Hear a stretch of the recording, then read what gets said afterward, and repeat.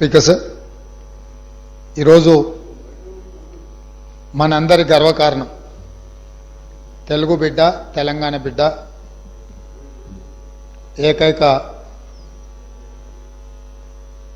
మన ప్రాంత బిడ్డ ఈ దేశ ప్రధానమంత్రిగా ఆర్థిక సంస్కరణలు తీసుకొచ్చి దేశం యొక్క అభివృద్ధిని ప్రపంచ దేశాలతో పోటీ పడే విధంగా తీర్చిదిద్దిన కీర్తిశేషులు పాములపర్తి వెంకట నరసింహారావు గారికి భారత ప్రధానమంత్రిగా ఎనలేని సేవలు అందించిన సందర్భంగా భారతరత్న గౌరవ పురస్కారం వారికి దక్కింది.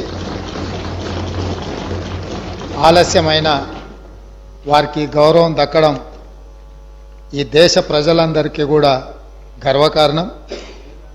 ఈ సందర్భంగా నా తరఫున, ఈ సభ తరఫున, తెలంగాణ ప్రజలందరి తరఫున వారి కుటుంబ సభ్యులకు, అభిమానులకు, అడుగడుగున వారి రాజకీయ ఎదుగుదలకు సహకరించిన కాంగ్రెస్ పార్టీ నాయకులకు, ప్రధానంగా శ్రీమతి సోనియా గాంధీ గారు వారు ప్రధానమంత్రిగా ఎన్నికవ్వడానికి, ప్రభుత్వాన్ని నడిపించడానికి సహకరించి ఆనాడు నిజాంలకు వ్యతిరేకంగా రజాకర్ల దాష్టికం మీద పోరాటం చేసి హైదరాబాదు రాష్ట్ర విముక్తిలో అత్యంత కీలక పాత్ర పోషించిన కీర్తిశేషులు పివి నరసింహారావు గారికి భారతరత్న వచ్చిన సందర్భంగా ఈ సభంతా కరతాళ ధ్వనులతోటి వారికి, వారి కుటుంబానికి ధన్యవాదాలు చెప్పి వారి కుటుంబాన్ని